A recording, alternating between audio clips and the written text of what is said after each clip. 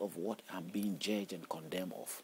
And as I realize these things, I'm getting free from the guilt that I'm supposed to live on. To realizing that, hey, I wasn't wrong. Why were you putting me into that guilt? You have been deceiving me. You are a spirit that have kept me in captive for all my life. Why did you do that? Now look at what you present yourself. It shows your ways and what you've been doing.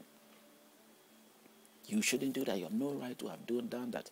After all, you are not probably my true God. You were only frustrating me for the fact that you could do that. You were only holding me down for the fact that you could do that. It is being revealed to realize that the so-called thing that we took to be God was not God. It happens all the time. There are people who have moved from one faith to the other. But the sad thing is, going to the other faith, they probably are going from fire power to fire. They think they were going into a good faith, and they realize that whatever they've got was also worse, and they have to drop back. I remember I've moved from church to church. I was discovering, trying to find out. But now I relax myself now. So I realize that these churches and these groups of institutions I join into, these are the principalities. These are the principalities and the powers that hold us. They hold us. They hold us in condemnation. They hold us in guilt. They frustrate us. They give us the punishment. They have been ruling over our lives. Nobody else. You are a Muslim, you have Allah ruling over your life. You are a Christian, you have Jehovah ruling your life. You are a Buddhist, you have Buddha ruling your life. You are paganist, you have the paganist group of God that you worship ruling your life.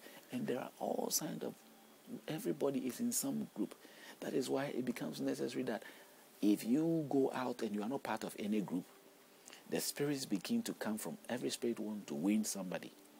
I need to be won by some group so that I can be ruled. And until I get ruled, they never quit.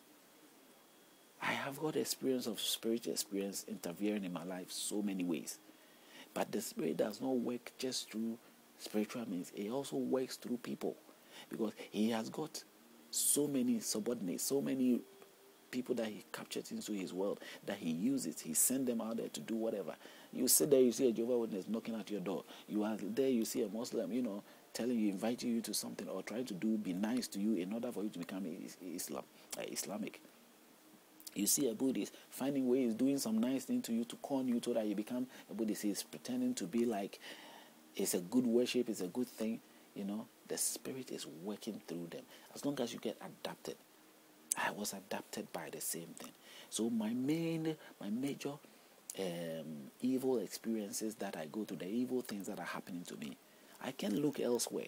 I look into Jehovah. I look into the God that I trusted. I look into the God that has been presented to me, the book that I trusted in. And I realize that because I am realizing the truth that reveals the errors of the book that was misleading me, the spirit begins a burden. The spirit will not let go easily. The spirit becomes the problem. That God, that Jehovah, that spirit is what I encountered all through my life. When I went into Liberia, when I entered into Calvary Chapel Church, when I was going through experiences in Lighthouse, when I went through we went to Brighton, all those times, what I've been experiencing, it is the same spirit continually. The visions I'm having, let God be God, whatever. The spirit probably is talking to me and saying to you that, allow, let me be God, let me be. I will not let you go. You are mine. I own you.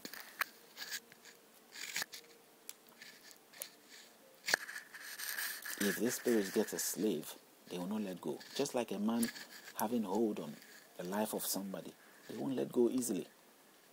That is what these things are about, And so when I once told someone was inquiring from me, and I told him,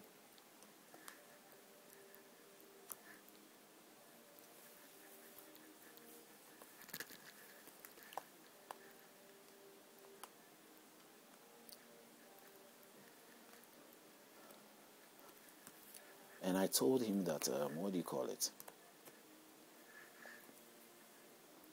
I told him that my wrestling and my struggle is not with him but with God. Not in a sense that any other God, but it will take me a lot to disprove the Jehovah theory and all that. That what we have or what we have got that beautify our life and has got the nice things that we see is the inventive thing that came or that has been descended from a generation before us. And it is not necessarily the true one. There's not the true one God that the book wants us to believe that this is the true one God. It is not so. And that is a gradual thing. It takes gradual time to prove that. Because you have to go through, you have to point things out, you have to prove in the book that, hey, this is not one true God, a loving God, a good God, the sympathetic God, the forgiving God that you are seeing. There isn't anything there that suggests that this is it. And the Spirit won't allow. The Jehovah Spirit is not allowing. Probably will bring so many things into my life, making me go through all kinds of things. And even there is some relative things in the story. When you read the story of Jacob,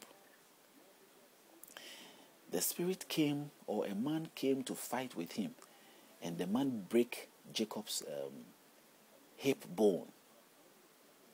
As a result, as they wrestle, and then the statement that came out of the man, as Jacob demanded, bless me, bless me, bless me. The answer that the Spirit came up to say what to him, that the Spirit, according to the story, the Spirit was seen, the man was seen as God or angel of God. He says that you have wrestled with man and spirit and you have triumphed. Now your name is Israel, not more Jacob. You are now called Israel, not Jacob. And he blessed him at that time. In a similar situation, he was wrestling with who? His own God. He was wrestling with his own God in that distance. Why? Because he was asking God to bless him. Don't hold my life. Give me my independence. Like the prodigal son.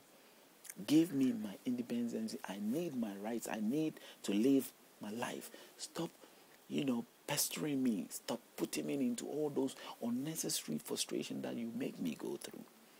You don't benefit from that. I have realized the truth. I have realized what I need to know. I am not going to let myself to be guilty of anything. You made me. You gave me the desires and everything that I have in my life. So there is nothing that I should do that I should feel guilty.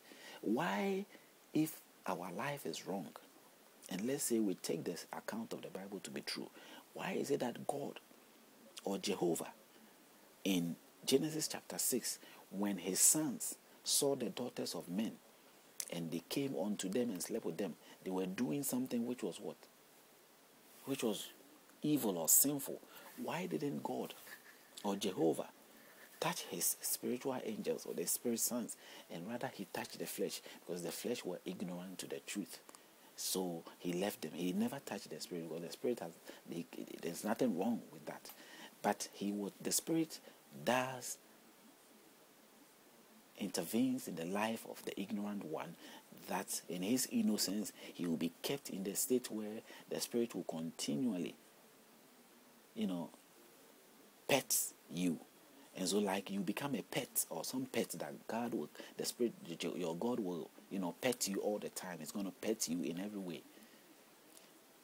But your freedom, your rights, your salvation is not going to come from any. Your salvation is going to come from your own God giving you that salvation. Because your own God is the one standing in the way, is the obstacle that you have. And I have gone to extend that, to realize, to sort of see that it is the honest way that the spirits or the principalities or the demons that has presented all these things are trying to reach out to us. They reach in so many diverse ways, and they are being honest. They need that you have to fight for your own life, your survival. You need that your freedom from us. If you want your independence, you have to get it from us. It's the same way we see in the churches or any institution. If you want to break away, you need your independence. You have to get it from the boss, the authorities. And they can put you through all kinds of things. And finally, one day, as they sit on the table, they can say, Let this guy have his peace. Let him have his authority. Who knows when? But they decide.